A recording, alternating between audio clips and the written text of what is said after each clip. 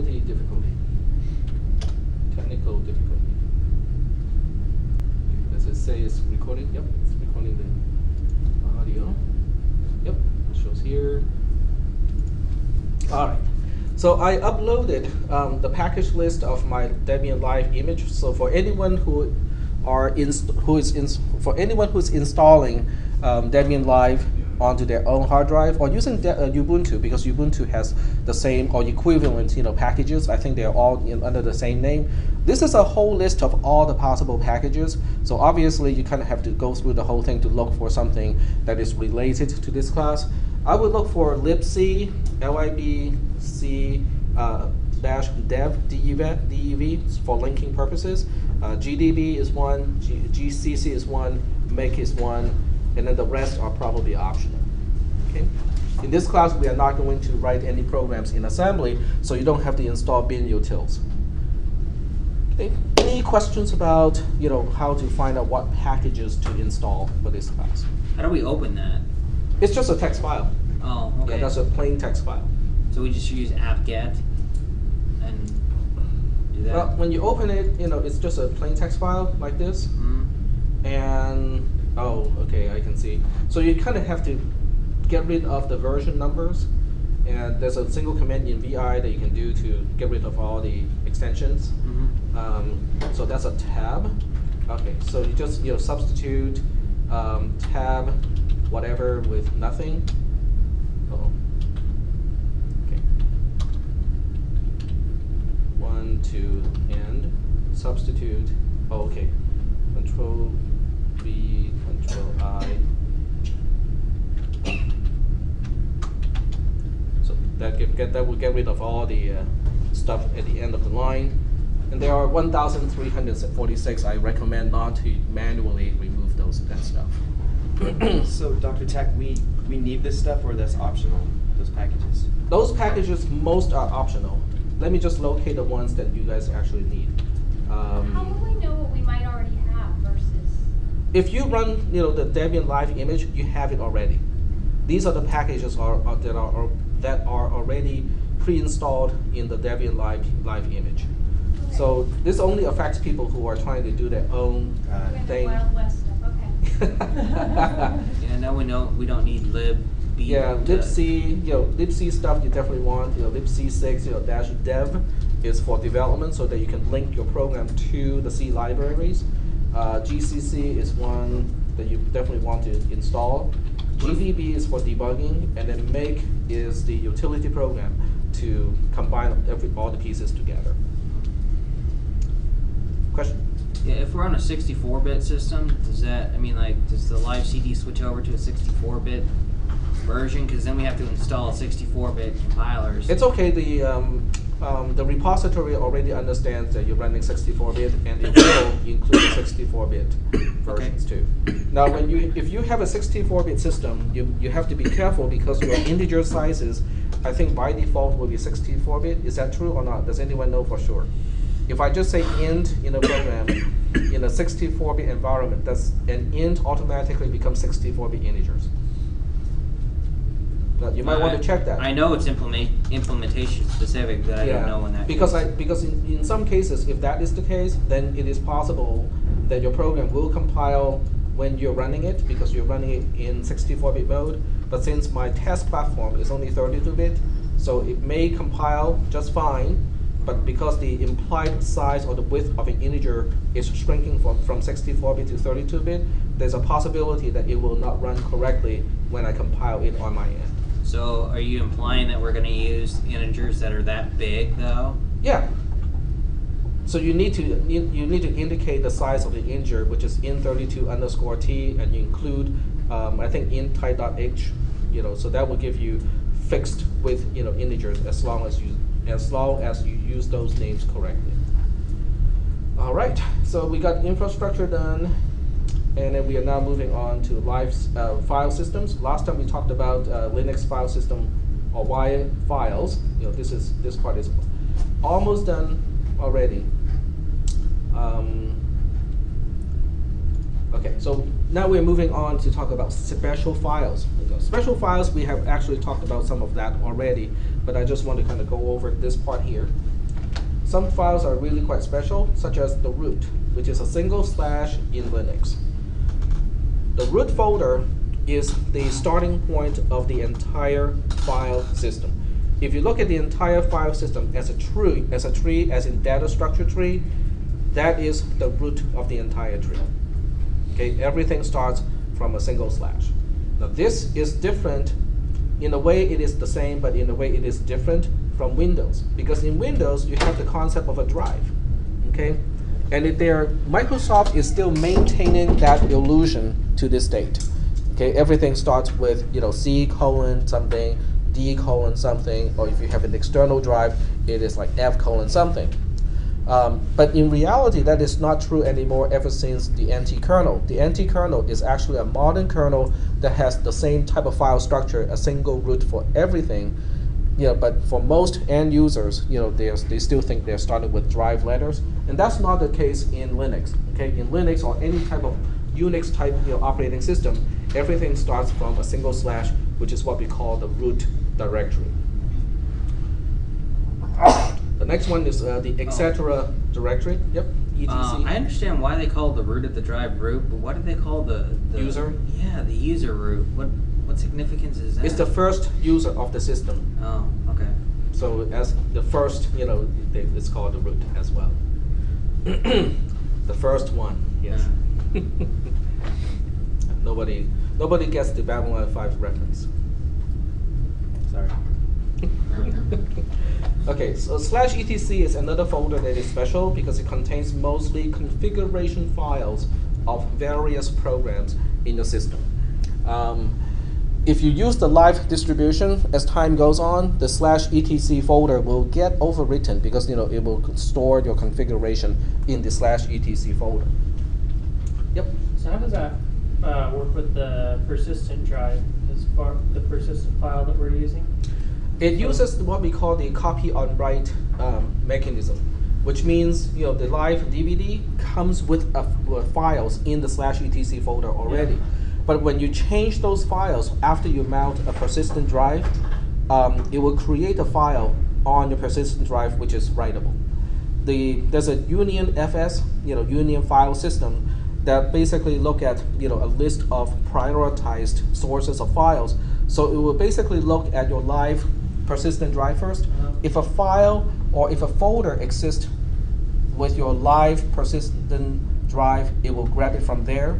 But if it is missing entirely, then it will go to the actual DVD image to grab that file. So that's why you can make changes, quote unquote changes to the file system as if it is completely transparent. But most of the stuff is actually still coming from the ISO. It's just that some files that you have modified already will be coming from the persistent drive. And that's something that's, you said it's the Union FS? Yeah, Union file system is one, and the AUFS is another file system that can basically combine multiple trees to make it appear as if it is one. Okay, so next. The /user folder or directory is where you put all your system and application programs for the most part, as well as libraries. It also contains some other stuff like documentation. It's also stored under /usr. This is a folder where as an end user you don't really have to deal with most of the time. When you update a file system, when you update an operating system, a lot of files in this folder will be updated. But for the most part, when you're just writing programs on the platform, it's not something that you have to worry about. Sir? Yep. So what does /user bin typically contain? User binaries? User binary would be commonly used programs that any user can access. And they're specific to each user then, right? Or no, it is not. It's system wide. So anything under /usr are basically system wide. There's a sbin for as super user binary. Sbin is not on the path of a normal user, so a normal user will have to specify /usr/sbin/program in order to run those programs. /var contains data files of applications and system programs. So that means when you want to print a file to a printer, the spool or the spooling file will be somewhere along the /var folder structure. When you receive an email, the email will actually be placed inside a file inside the /var structure as well. So anything that changes at runtime on the fly, that the system manages, will be stored in /var. That's for your log files. Your log files, if you run MySQL or Progress, those database files will also by default be installed under /var. Most files in /var are what we call regular files, but there are some special files called sockets as well. Especially when you use a graphical user environment, then there will be some socket files created under /var. /home is where all the user data should be stored. So that means when you create a new user, there will be a new subfolder under /home for that new user. Basically, for the most part, this is equivalent to documents and settings in older versions of Windows. I believe in Windows 7 it's called users. Yeah, they still have that folder, but it's users now. Defunct. Okay. Nothing's in that folder though. I don't know why they keep it there. I don't even know why they change it.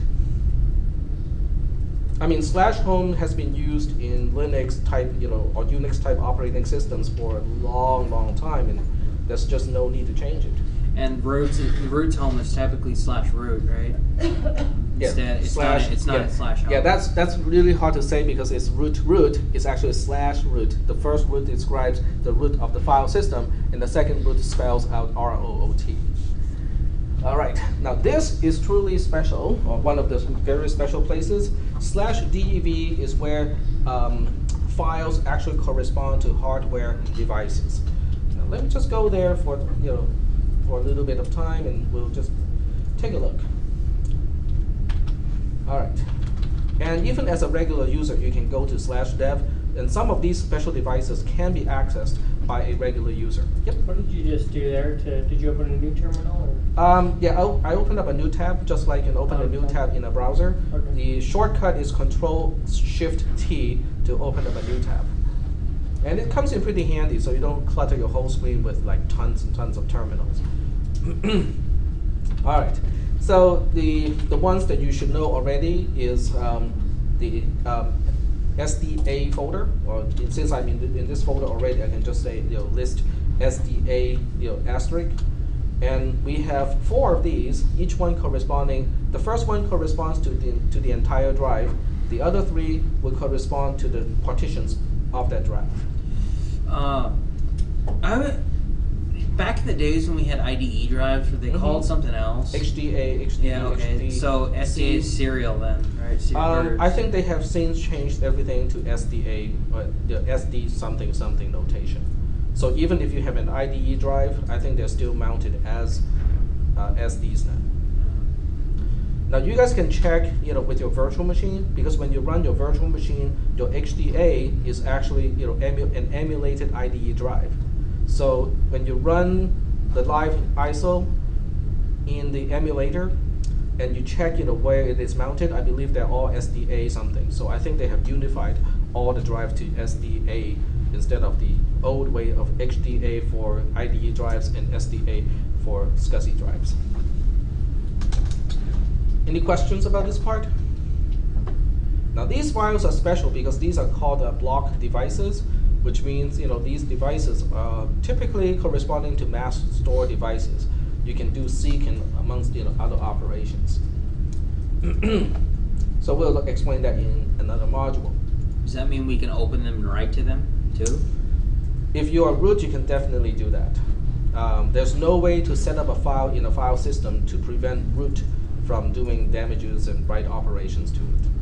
So when you log in as root, you have to be extra careful because there won't be any warnings. Okay, /proc is where things get even stranger because these files do not even correspond to things that exist for the most part. They correspond to things that are in the system, as a state of the system when it is running. Okay, last time we did a little demonstration already. Okay, let's go there.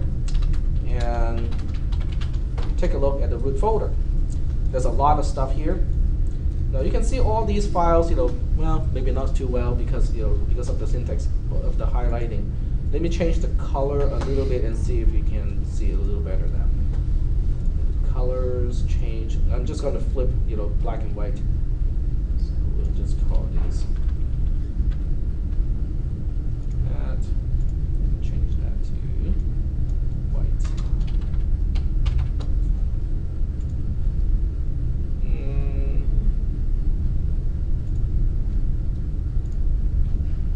How come it's gray? Oh, I know why. Because I turned on the transparency. Now it's better. All right. So when you look at the folder called /proc, you can see all these files with numbers. We talked about this last time already. What exactly are these folders? When you see something that's in blue and boldface, it's a folder. It's a directory. Each one corresponds to a process that is running in the system. And can anyone remind me exactly what is a process? It's a program that's running. It's a thread that's running. Not exactly a thread. It's a process. A process is a program in execution. Now there is a difference. Okay, most people think of threads and processes as about the same thing. They are related, but they're not exactly the same thing. I can give you a very brief explanation right now, and I do not expect you to to be able to answer questions about that in an exam. So we are not going to have any questions about threads and processes until we talk about that. But for those of you who want to know the differences, a process is a program in execution. It's an instance of a program. Last time I think I used C++ or object-oriented programming terminology. A program is like a class. It describes what it should do. It has the code. It even tells you what type of data or static data has to be initialized. But it does not take up any RAM space. Okay, it doesn't take up any memory because it is not running. It's not executing. A process is a program that is already loaded and it is executing. In other words, it is equivalent to an object that you create out of a class in C++ or Java. Okay? So each process is basically a program in execution. Is that okay so far? Okay. Now every process only has one area for all its static data. When I say static data, I mean the space that you need in order to store global variables in a C program. C, C++ doesn't matter, but it's the stuff that is not dynamically created. Are we doing okay so far? And every process only has one heap area too. So when you say new and delete in C++ or malloc and free in C, it's all coming from one single heap. When you have one process, there's one heap and one static area for all your global variables. Is that okay? Now, what is a thread in that case? A thread has two main properties. One, it has a quote-unquote execution point. If you have 3 threads, then 3 portions of your program can be all executing at the same time in the same process. In other words, you can have multiple threads in one single process. Are we doing okay so far? How would you get the thread? Is that like with forking and such, or how are you generating multiple threads? There's a system call to do it, to create more threads. Now, what is even more interesting about threads is it's not only an execution point, but also each thread has its own stack. Okay, every thread has its own stack, but one process can have multiple threads. That means, when you start up a program, when you start up a process, it comes with a single thread to begin with. The system allocates a system stack, not system stack, but a stack for the user program. And that's the first stack that you have. But when you want to start up multiple threads, you can either use malloc to allocate additional space for additional stacks, or you can statically allocate it as global variables. Then you can start up multiple threads within the same process. Okay, so threads in the sense of an operating system is quote unquote a subunit of a process. Are we doing okay so far? So later on we'll talk about threads, versus processes just a little bit, because this is not an operating system class. When you go to a 4-year university and you take their operating system class, then they will give you a very formal treatment of all these concepts that I just mentioned. But in this class, we're just going to brush over it a little bit. I can explain a little bit of the differences, but for the most part, I cannot really go into the details because that's not the purpose of this class. All right, so all these numbers are processes, and you can, if you own a process, because I log in as a regular user, so if you do an ls-l, dash L means long list, long format. So you can do a less here. You can see that most of these are owned by root. Okay, this is something that I will also talk about later on. Is how do we read this? I mean, this is so cryptic. I will describe it very briefly, and later on we'll cover that in more detail. This part shows you the permissions to the file. When I say permissions to the file, it means can we read it, can we write it, can we execute it, can we access items, or can we access items in the subfolder, and so on and so forth. This part I think is the size of the file, and this part here is the double clicking doesn't highlight it anymore because I changed the color scheme. This part is this is the user owner of a file. This is the group owner of the file. We'll explain that later on too. I think this is the file size. No, this is, what is it? I'll do it later. I'll remember. I'll remember. This is the last modification time, and this is the name of the file. When you see a D here, it is a directory. If you don't see a D, it is kind of a regular file. So you can see most of these files are owned by root, which means if I want to go in to check something, I may or may not be able to do it. This tells me that I can do it because as others, I have read access and the X, which means I have the ability to look into a folder. Yep. Are the directories in /proc actually on the disk, or are they mounted in some RAM disk? They are virtual. These are not actual files. They're not on the disk for sure, and they don't even exist as files inside memory. They only give you the pretense of a file, but they're not actual files. Oh, that's confusing. That is, that's why it is so strange and yet so cool in Linux and all Unix type file, operating system. And you can see some files are owned by user, like this 2950 and 2989. So you can actually tell who owns which process in this case. Are there any questions at this point? Now, when you look at all these, what happens if you unmount proc? Very bad things will happen. Oh. Yeah, some programs will not be very happy if you unmount proc. It depends. I mean, what proc does is it is exposing the runtime state of the operating system as a file system. Now, how many programs is it going to break? I don't know for sure, because some programs may not refer to /proc at all. So those programs don't care if you unmount proc. So it all depends on how many programs make use of the /proc folder, and you can probably tell by using the command called lsof. Oh, it's not installed, but that's a program where you can list which program has opened what files or folders, so you can actually do it at runtime and tell which programs are relying on /proc. It's actually a dangerous program. Well, cool, useful, yes. That was kind of my question. Oh, okay, so that answers your question. Okay. So that reminds me to install lsof in my next revision of the live ISO. All right, so getting back to the notes. All right. So each item in this folder not only has no actual storage associated, in other words, they're not really stored on a drive of any kind, it also does not correspond to any hardware device. In other words, they're not physical at all. There's no physical representation with those files. And all of these are basically illusions. They only appear as files, but they're actually an interface to the operating system, the kernel of the operating system. I have one student from my cisp453 class, he has a laptop computer that has a Radeon chipset for graphics. And for some reason, the Linux driver does not automatically turn on power management, and it's running kind of warm, but not like super duper hot.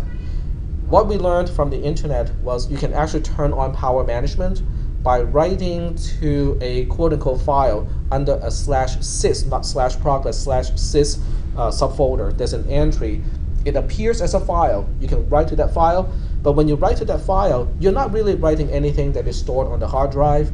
You're not writing to any particular device. What you're doing is you're interacting with the device driver of the chipset that accepts that entry point as a flag to enable or disable power management. Now that is really powerful because to deal with the file, we only have 4 system calls that we have mentioned to deal with any files. Can anyone remind me of those 4 basic system interfaces to a file? Open, close, read, write, close. Seek, and Seek.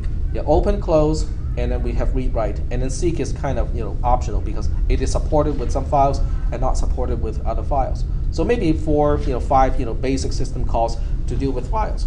So now you can use those 5 system calls to not only deal with regular files, okay, your documents or text files and so on, but you can also deal with an entire device, your whole hard drive.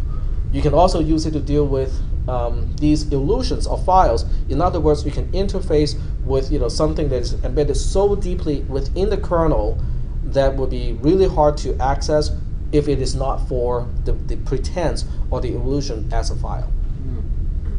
Okay, is everybody kind of getting the gist or the basic idea of why this is so useful?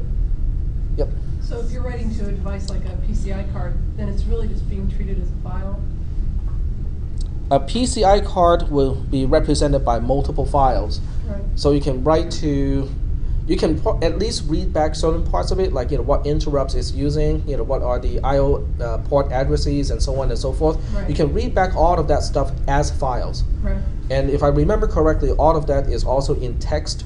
So that means it's very easy to parse the input from that file. Right. Okay. So that means any program can quickly and easily enumerate and list all the devices on the PCI card and look for specific ones if you're looking for a particular card. Oh, so that's how LSPCI works, right? LSPCI is working out of that mechanism. Yes. Yep.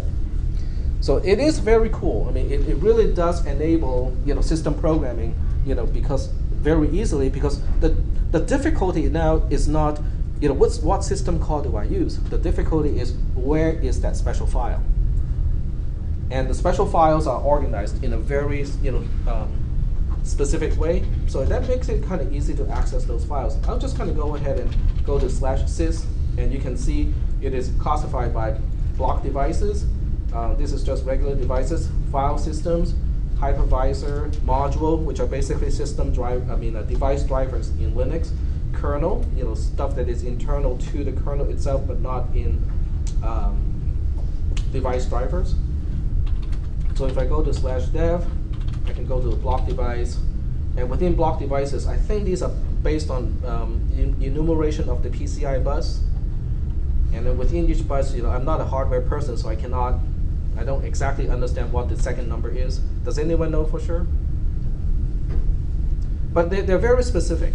In other words, if you continue to parse the /sys directory, you actually have a very good understanding of what is in the system. It's very cool. In fact, if you want to know what device drivers are installed, you go to modules, and that shows you all the device drivers that are currently running in the system, or installed and running in the system. Would wine device come up on here when it's running? Probably, it depends. If the wine device is visible from the Linux side, it will show up here. If it is a pretense that wine as a user program is creating just so that the Windows program can see it, then it won't show up here. Okay. Any questions? No questions? Okay. Now, if I go to, let's say, E1000E, which is the network card driver, you will see additional files So you can go to you can cat version to see what is the version of my network card driver. How did you know that was the network card driver? Is it just because you know it, or is it? Oh, because I know E1000 is an Intel network card. Okay, so it's different for all Right. cards. So reference count is basically saying how many other modules depend on this module. In other words, if you look at the ref count of all of these modules, you can actually make a dependency tree so that you can tell, okay, this device driver depends on that device driver that depends on that device driver. So a lot of information, but they're all text files. And we are talking about some fairly deep device driver status. And without this, it will be very hard to access. Any questions? How do we get this information in Windows?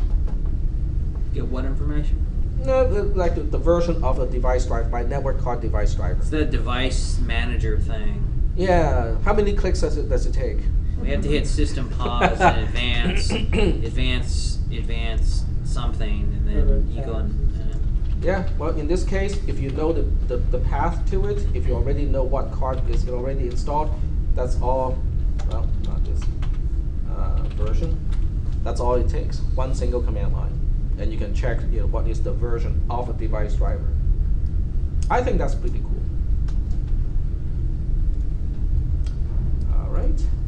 And well, I was a little bit ahead of myself. So right here, if I plug in my cell phone, I can use this path here. /sys, basically is system devices. I go to bus, and under bus there will be PCI and USB at least. There might be some other buses as well. USB bus. Look at all the devices.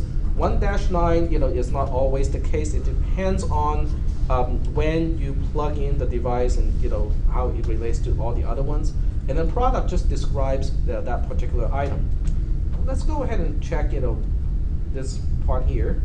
I have a question. Yeah, go ahead. I was reading somewhere, I don't remember where, but I heard that HAL was outdated. Is that true? Like they have something to replace Yes. HAL? Well, they have reworked that portion many times over.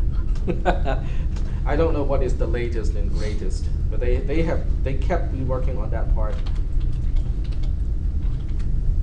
And I want to cat product. But product is not one of the items. I guess I can go to one of the sub devices here.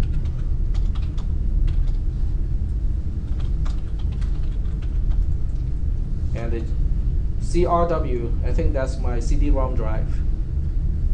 Okay, and this particular thing, the reason why it shows up as 2-1 and then one is 2-1.3 is because 2-1 is probably a hub, and then 2-1.3 is a device that's hanging off of that particular hub.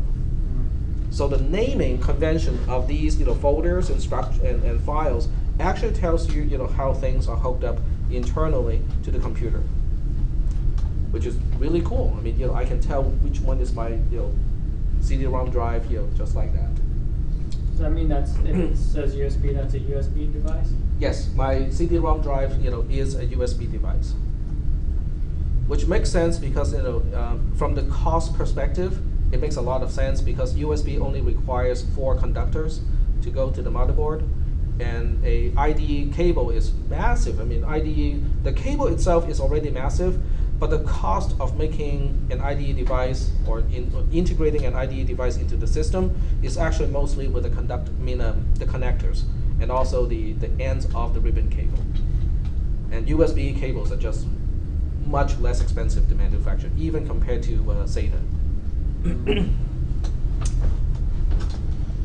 All right. Do we have any questions about this slide? /sys. Okay. Let's go take a look. I'm just curious, what type of devices are hanging off of bus. So you can see there are a lot of different buses here. ACPI, HID, human interaction device, IDE, PCI, PCI Express, SCSI, USB. I can only recognize a few of these, and some of you can probably recognize more.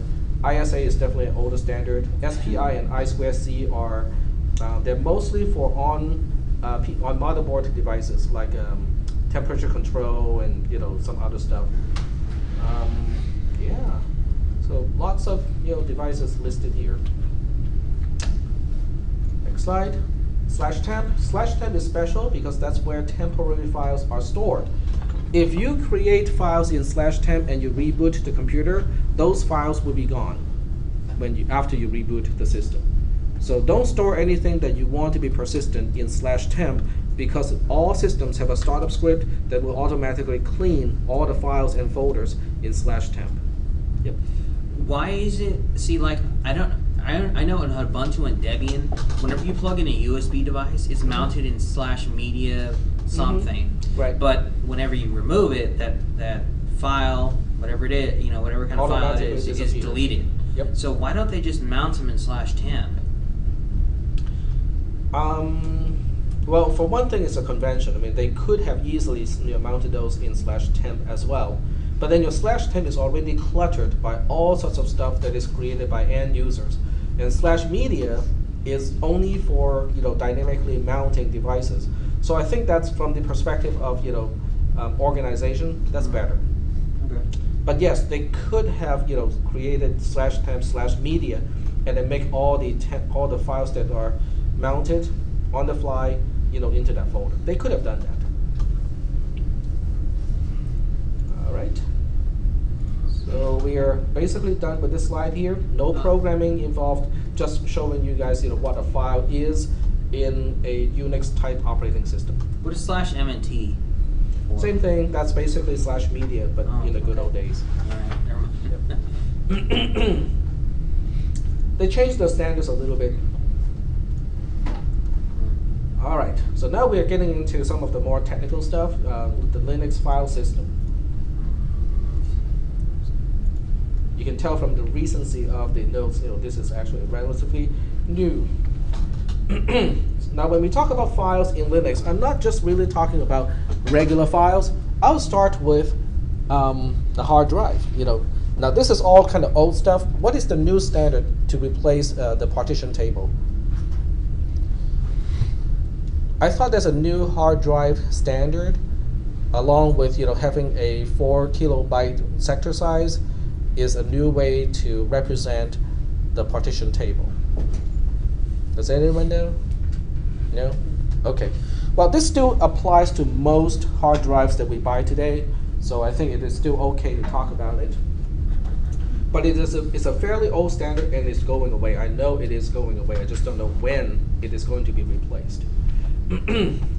Now, we already know what a hard disk drive is. It's a device that can store information in a non-volatile way, which means when you save files on a hard drive, you turn off the computer, the content will still be there. Now, for the most part, you also have to understand that when I talk about quote-unquote a hard drive, it includes an actual hard drive with platters and the rotating stuff. We can also include SSDs, solid-state drives. We can also include any thumb drive or SD card or compact flash card. So from the perspective of the system, they are all pretty much the same. Okay, even though physically they're all different, from the perspective of our perspective as programmers, systems programmers, they are the same. A hard drive really is not much more than a huge array of sectors. Okay, in other words, the smallest unit that your operating system can write to a hard drive is one sector. And one sector for most hard drives is 512 bytes. In geometry, sector has a specific meaning, like it's part of a circle. So what does sector actually mean? Okay, well, that's a good question. I'll just bring this up, because it's a relevant question. On a platter, on a hard drive, which is basically a plate on a rotating spindle, things are organized as tracks first. So one track is a concentric circle on the platter. On one single track, it is divided into multiple sectors. So this part depends on the actual drive, the density of the magnetic media, and so on and so forth. Logically speaking, there's a constant number of sectors per track over all the tracks. But I think that may not be true on the actual hardware level. But from the software perspective, every track has the same number of sectors. Any questions, comments? Does anyone remember in the good old days when people manufactured 20 megabyte hard drives? I saved up for it. And those were pretty big, 5 1/4 inch, full height, and later on half height, hard drives. And somebody came up with a smart idea of RLL, run length limit. So what they do is, the outer tracks of a concentric circle actually has more circumference. So they pack more sectors, as you move out, to the outer rims of the circle. It's called a run length limit, RLL. And RLL drives, it gives you more capacity because of that. Typically, if you have a 20 megabyte drives back then, using the regular way of formatting it, you can get 30 meg or 50% more when you format it, when the drive supports RLL. The downside of RLL is when you're reading the sectors on the outside, the data is actually spinning past the disk head a whole lot faster than the inner tracks. So I think they were creating some problems because of that. Because they were pushing the processing speed of the disk head. All right. The old standard is 512 bytes, but that's changing. I know for sure this part is changing. I just don't know, is it installed yet? Does anyone know the new hard drives? Do they still have 512 byte sector size? Nobody knows? Yep. I know I have a friend who has massive amounts of data, and he just got a new hard drive with 4 kilobyte sectors. Mm-hmm. He's gotten it to work. I can't tell you a whole lot more than that, except that it was a bit of a pain. I don't even remember. He runs Linux as well as XP and Windows 7, and I don't even remember which it is. But they're definitely on the market, Mm-hmm. but it's not necessarily a seamless process yet.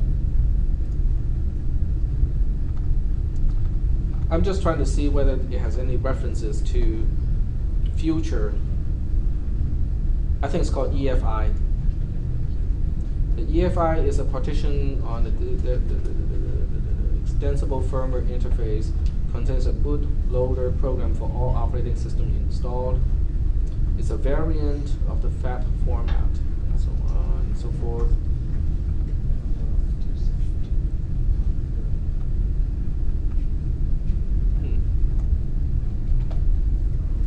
I'll look this up and find out more information, because the way I'm presenting this material is a little bit outdated. It is going to be phased out. Yep. The disk sector article on Wikipedia says that the date for the transition to the 4K was January of last year. Okay. But a lot of drives are still having the 512 because they have to sell all that stuff first too.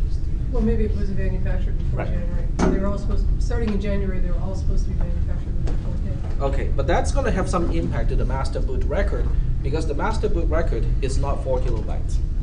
So we'll go ahead and take a look at the master boot record first.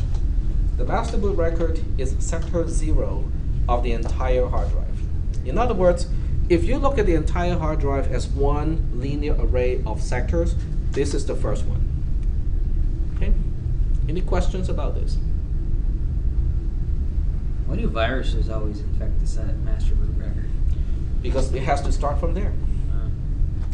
Now this is the first logical sector of a hard drive. It contains the first stage bootstrap code of a computer system. In other words, that's what we call the master boot record, is when your BIOS starts up, it will go to the first drive that exists from the priority list, go to sector 0, and a portion of sector 0 contains the actual native code that your processor can execute in order to start the entire bootstrap sequence. Now, because a standard sector, now obviously this is an older standard. As of last year, it is now 4 kilobytes. But in the old standard, one sector only has 512 bytes. The master boot record only has that much space to specify the logic to complete the next stage of booting up a system. So that means whoever writing that code, for the master boot record, has to do it in assembly programming language. There's no way you can fit it, using a C program. Depending on the system, a master boot record may contain OS-specific boot code all the code to perform a multi-boot selection. GRUB, G-R-U-B, which stands for the Grand Unified Boot Record.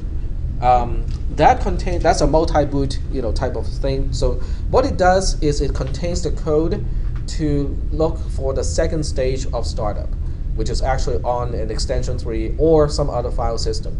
So once it has access to the file system where the additional information is located, then it can go get and say, okay, what other systems are here and how can I start up all those other systems?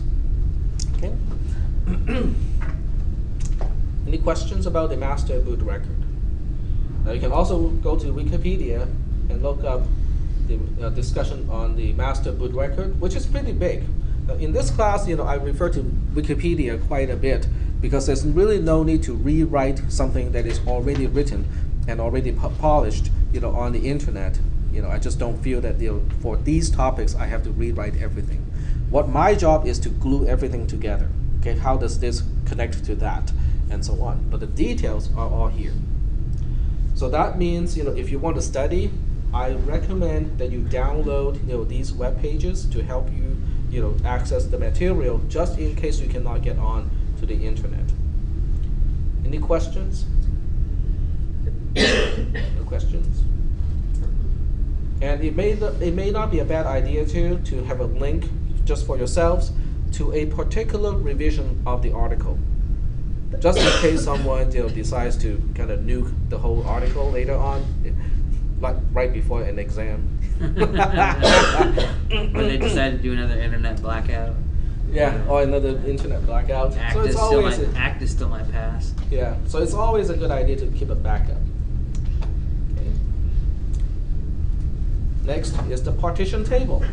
The partition table is a part of the master boot record. It is an array of 4 16-byte entries. A detailed breakdown is already discussed in a linked article included in the previous section, which is already here, basically. The main purpose of a partition table is to logically divide a hard drive into smaller portions called partitions. A partition has a start, an end, and a type, depending on the file system. The bootstrap code of a master boot record needs the partition table, so it knows where to find an operating system to complete the bootstrap operation. All right, let's go ahead and take a closer look at the master boot record. I have a question. Yep. Remember when we were using gparted and you created a partition table? Yeah. It gave a warning message that said this will create an MS-DOS partition table. Mm-hmm. Is there like Different types? Yeah. I do not know personally, but that's what most PCs use is a PC type partition table. The BIOS expects a certain format in the partition table, so whatever partition table you put on the hard drive you have to make sure that the BIOS knows how to handle it. All right, well, let's take a look at the structure of the master boot record. There's some text here, you can read that stuff here, but for the most part for this class, we are much more interested in this. Now, when we say an address within a master boot record, we are talking about the byte offset from the beginning of the master boot record. Okay, so that means the first 440 bytes of a master boot record is basically executable code, so that your processor, your BIOS, can transfer control to this code area if it has valid code. The next one is a disk signature, which is optional. The disk signature is a 4-byte sequence that can help identify or uniquely identify a hard drive. Does anyone use VirtualBox or have used VirtualBox? Have you tried to clone a hard drive just by copying the hard drive? I have The disk image file? In VirtualBox, I've cloned hard drives, just not in VirtualBox. Okay. Are you talking about the VDI file? Yeah. No, I probably will when I get my new machine. Yeah, if you make copies of that, sometimes the VirtualBox would actually complain because it's expecting that signature to be unique. So when it sees multiple virtual machines within the GUI that has the same disk signature, it actually complains about it. Okay, 444 usually null, so that means those 2 bytes are typically not used. Now this is what something that we are very interested in is what is the partition table? What does it look like per entry? We know we only have 4 entries, but what does it look like for each entry?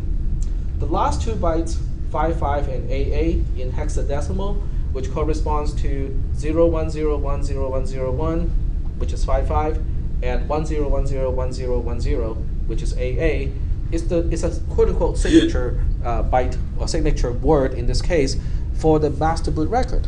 So what that means is if you destroy the 55 and AA of a master boot record, the BIOS will automatically say, I don't have a valid master boot record, and it will just stop right there and say, nope, don't know what to do with it.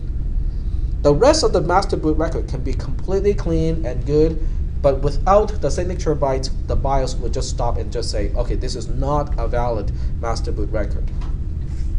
Yep. Is that just supposed to prevent corruption? Yeah, it's a very futile attempt to, to detect corruption.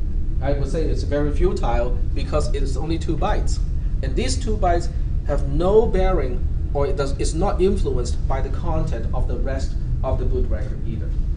The least they can do is to run a CRC, of the checksum of the rest of the boot sector and put it here, so that any respectable BIOS can run the checksum, because the CRC checksum is really nice. If 1 bit is out of order or is wrong, it will show up. The CRC checksum will not be correct anymore. Compared to exclusive OR, CRC also has the ability to not to let 2 bits of the same location cancel each other out. Okay, there are different types of checksum mechanisms. One is just to take the exclusive OR of all the bytes. But when you take the exclusive OR of all the bytes, if 2 bytes have the same error, like turning a 1 into a 0 or turning a 0 into a 1, the exclusive OR mechanism will basically cancel those 2 errors out, and then it will still report correctly. CRC does not let that happen. Okay, the CRC checksum mechanism will not let 2-bit position or 2 errors at the same bit position to cancel each other out, so you have a much better chance of detecting an actual corruption. Are there any questions about this part? No questions? Well, I want to see this. I want to see it on my persistent drive. How do we do it? Yep, go ahead. You were going to talk, I think, about the 4 16-byte entries of the 13. Yeah, we'll talk about that. But I just want to see these these 2 bytes first. Those guys. 55 and AA. Can we confirm that? Is there an easy way to do it? What drive are you talking about? Because you don't have a drive with Yeah, I do. I have my persistent drive, which is SDA. I have access to all the Windows drive too. I was assuming that was off limits. Oh no, nothing is off limit when you're in Linux. So can't you just list out the first 512 bytes of that file? Exactly. So the question is, how do we do it? Now, even as a regular user, I think I can read it. Okay, I may not be able to write to it. I may be able to read it.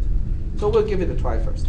So we use dd. dd is the command that is really useful, because dd is intended to access block devices, so it has all the options necessary to do so.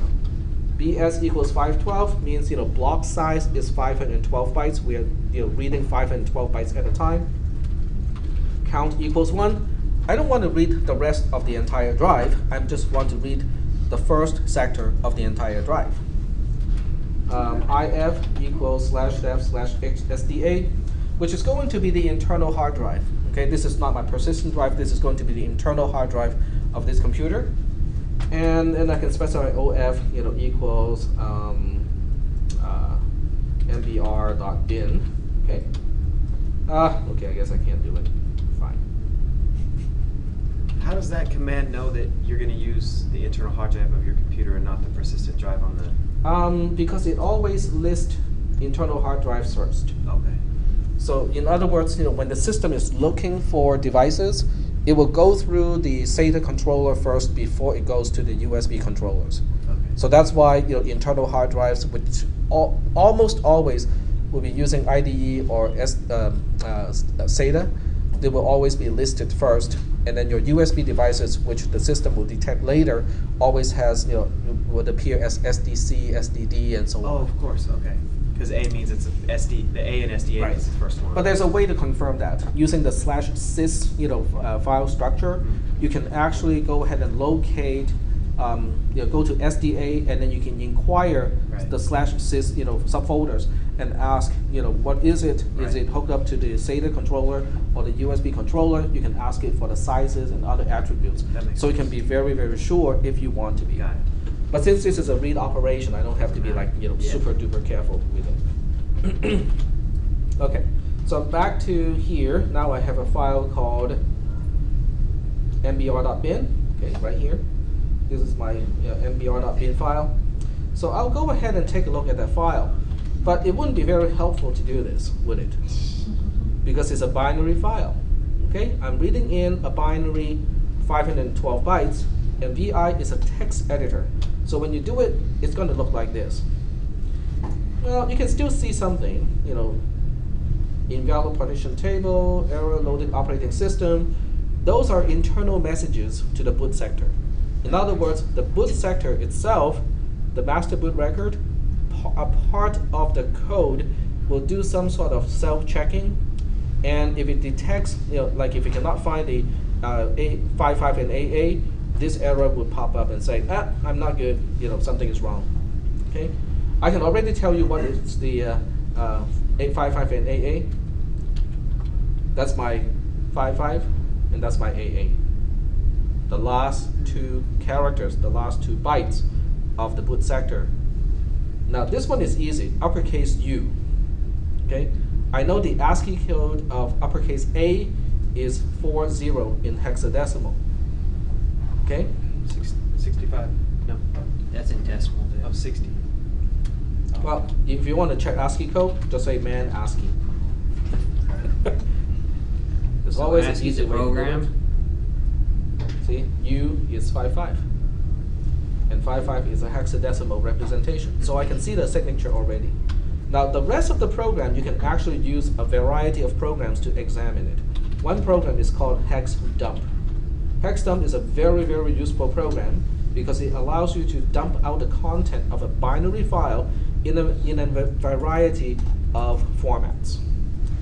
So in this case, I can do a 1 byte octal display, 1 byte character, 1 byte hexadecimal plus ASCII, okay, -C. We'll go ahead and try the -C, hex dump -C, mbr.bin, and then pipe the whole thing through less so that it doesn't just scrolls off the screen. You can actually do a page up, page down, and re-examine the content if you want to. Okay. Oh, well, it's look at the last two bytes, 55 and AA. Okay. Now this also means you can rescue a hard drive with a broken partition table just by reversing the DD command. If you back up the MBR using this method, and later on, for whatever reason, just the MBR itself is corrupted, all you have to do is to run the DD command again, except you would use IF and OF in the opposite way, then you will restore just the MBR to that particular drive. Now, it can be very dangerous because if you have made changes to the partitions and then you restore it from an older version of the MBR, bad things can happen. On the other hand, if something has gone bad only because you are dual booting something and it messed up the MBR, this is one quick and easy way to rescue the MBR. Now before you rescue an MBR, it is always a good idea to back up the MBR that you think is bad already. So back that up first before you override it with what you think is the correct one. Because if what you think is the bad one turns out to be the correct one, and you override it with what you think is the correct one, at least this way you have a backup of what you think is the bad one, which is the actual correct one, and then you can use it to override it again. Okay, is that okay? You guys get the idea. Do you know that from experience? Yeah, it sounds like it. I am always careful now. All right. So are there any questions about the partition table up to this point? Okay. The boot order. Although the primary purpose of an MBR is to start the bootstrap process, the code in the MBR is not entirely needed because the partition table of an MBR can also indicate which partition is bootable. In other words, if there's nothing to execute within the code portion, it will just use the partition table itself to determine where to start up the execution. Okay, so let's go ahead and take a look at the partition table itself, how we represent each partition. Are we comfortable with this sort of table? Listing the offset to a particular byte, the length of that particular part, and also the description of that part. Because we'll be dealing with this a whole lot in this class. Even at some point, it won't be a byte offset, it will be a bit offset of bytes. Because we'll have bit mapped properties later on. Everything okay so far? Okay. Now, let's go ahead and take a look at the partition record. We have 4 of these inside the partition table. Now these, okay, here's my next question. How do I write a program? If I give you, now as your homework assignment, I will not ask you to do anything to your actual internal hard drive. Okay, so what I will do is I'm going to make a file kind of like this. I can make one by hand, I can make one out of a virtual machine. It doesn't matter where it comes from. But your homework assignment will start with a 512-byte binary file, just like this one. And your program will have to deal with it. First of all, your program may be required to report what it is. Does it have the correct signature, the 55AA? Next, I may ask you, out of the 4 partitions of the entire system, which one is bootable? Can you find the bootable flag of each partition record?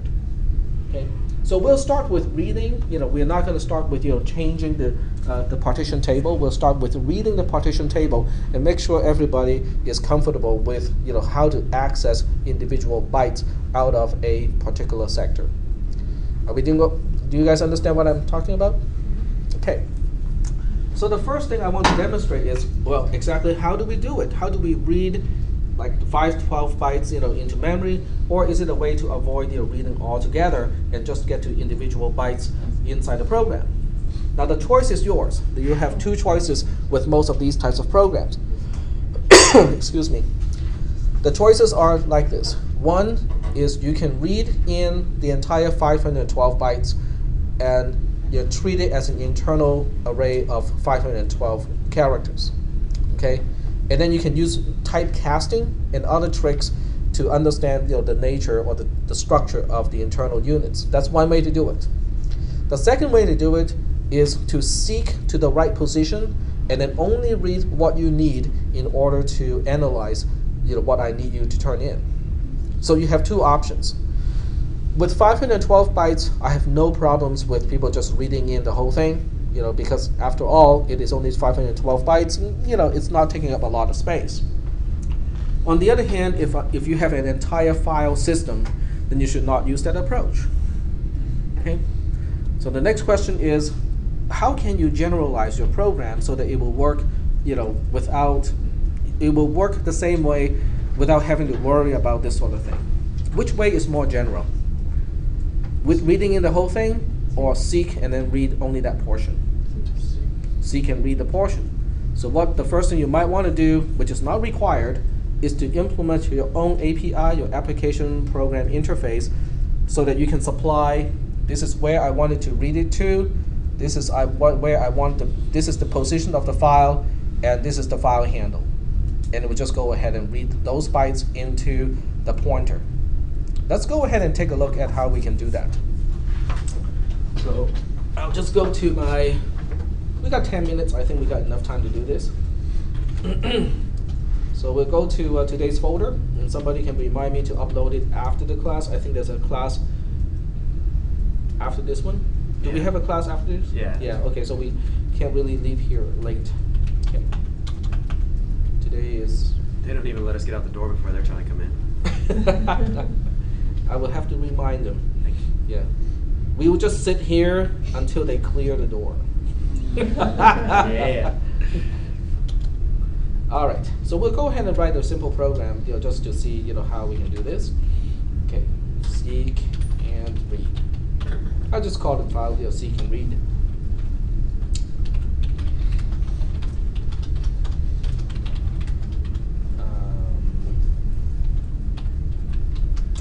I think it's there. Okay, if I'm not sure, I can always use the man page to help me. And this is where multiple terminals can come in handy. So I can use one for programming and use the other one just for documentation. Now on this screen, it doesn't help much because I use a large font and a very low resolution screen. So that means there's no way I can really see both at the same time. But when you're working on this on your laptop computer, you can shrink the font size so that you can display multiple terminals all at the same time. That will really be helpful for programming. So on this part, I'm going to say man to open, which means this chapter 2. I want to locate the topic called open in chapter 2 of the man pages. There are multiple chapters, and open exists in multiple chapters. So in this case, using chapter 2 is particularly important. Okay. So in order to use open, okay. Not sure why the highlight is not showing. Let me go to the color scheme and try to find it out. Oh, there we go. All right. So in this case, this is the prototype of the open call. Now the nice thing about the open call is this really is not that far away from the actual system call. For those of you who took assembly language programming from me, if you still remember int $0x80, this is really translating to exactly that. Except in this case, the first parameter is EAX is a certain number to indicate this is a file open operation. EBX is a pointer to the file path name, and ECX would be the flags. Okay, so if you do not take assembly language from me, maybe you understand or maybe you do not understand that. It's not really important. The whole point is this is really as close as it gets to the operating system call, as compared to like using cin, cout, and all the stream interface in C++. Okay, well, let's just say that I don't know how to use the flags. Okay, so you just have to read the description and go all the way to the flags. So these are the flags here. You can append, async. It only applies to signal-driven input-output, which we're not doing here. Create, we're only reading, so create does not really help. Direct, nope, does not help. Large file, truncate. So none of that really applies to us. Why is there two prototypes? Oh, we can, sorry? Why is there two prototypes? The same function. There are two prototypes because one has a mode. You can specify the mode. Oh, okay. Okay, the argument flags must be one of the following access modes. Okay, that's really confusing because it has a mode flag too. But this is what we need. We just have to specify read only in this case. So I'll switch back to here. Oh, by the way, where's the prototype sort? Okay, so we need to include all these, pound includes here. So we'll go ahead and do it lazy way.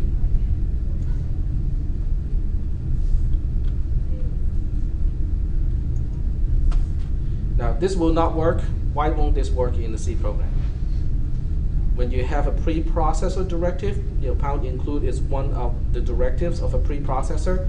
The pound sign actually has to be on the first column. If the pound sign is not on the first column, it won't work. Yeah. Oh, that's interesting because C typically doesn't C let you type everything on the same line. C will let you type everything on the same line. But this is not C. This belongs to the C preprocessor, CPP. So in the C preprocessor, the pound sign is an indicator to tell the C preprocessor, hey, there's something here for you to do. If the pound sign does not start on the first column, then the C preprocessor does not understand, oh, I need to do something about it. Nobody tell me. Okay, so we'll say int fd file descriptor, And this is entirely up to you, which programming style you want, because I just like to declare the variable first and then initialize it later. I'll just give it a name. In this case, it's mbr.bin. I have to move the file to this folder first, and then let's see, o_rd_only. That, and as a habit, I always do that. Now, even better, you should read the whole thing, but if I cannot find the file, what type of error is returned here?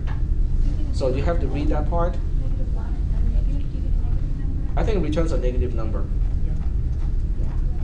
but you should read that part too. So you always read what happens, last portion. Where is it?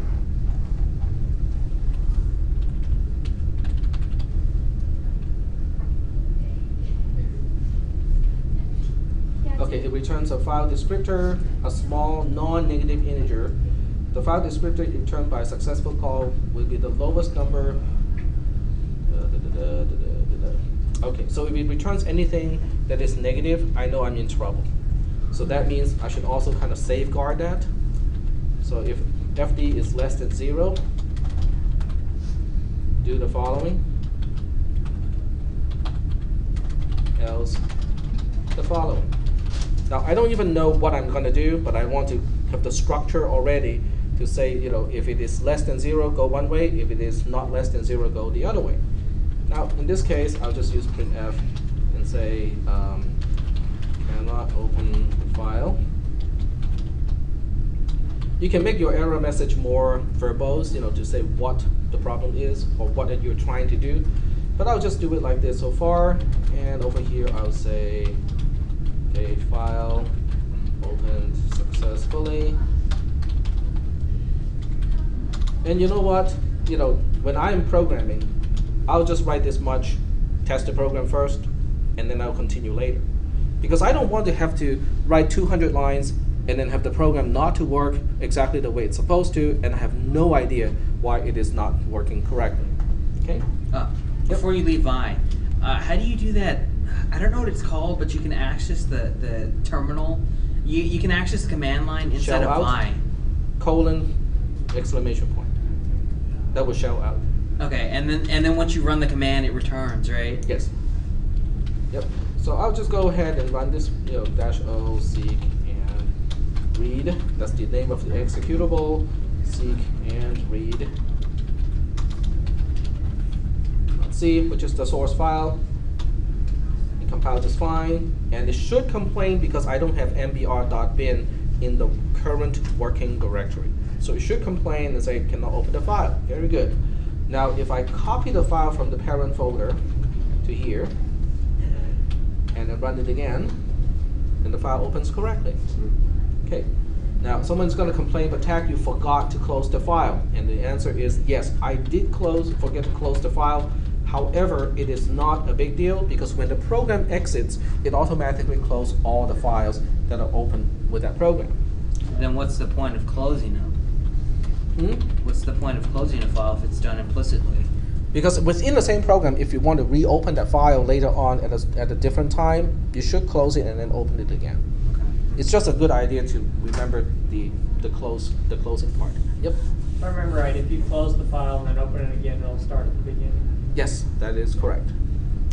All right. And I forgot to put a return 0 too. So how come the C compiler did not complain anything about? Because it's not it's required by ANSI, like in the or by the KNR standard, but it's not a requirement. The C compiler puts it in for you. Because I did not remember to type nag. Now that it's nagging, it would say da da da da da da da da da da. And close is not even included, so you have to say man to close to find out where it's supposed to be. It's in UniSTD or Unix standard header. So all of these things, are things that that you should know how to do. So unistd.h. So that should get rid of that one. So double check. Yep. So only have one warning left. You can also turn warnings into errors so that it won't create an executable. unless everything is perfect, which is not a bad idea. Yep. If those are header files, how come you can actually call the function? Well, because C is sloppy. The whole C language is kind of sloppy. Even with ANSI and ISO, they have recommended and optional type of things, but it's not always enforced. Without a prototype in the C programming language, the first time you encounter a call that has no prototype, that first use creates a prototype internal to the compiler. So the function definition is actually in the header file? Only the prototype, not the definition. So then where's the definition? The definition, you mean the actual code to implement that? That's inside the C library. Hold on. Okay, so I think we should start to pack up. So up to this point, are you guys comfortable with GCC, an editor, how to find the man pages, and the calls that we have been talking about? Yeah. Yep. How did you know to do the chapter 2 portion of man to open? Is that just something you know, or? Yeah, if you say man-k open, it will list all the topics that has open in it, and then you can see which one makes more sense, or you can just kind of go through each chapter and find out which one makes more sense to you. All right, so I'm just going to shut down here, and we'll continue this on. Did you upload the folder? I'll do that later. Okay.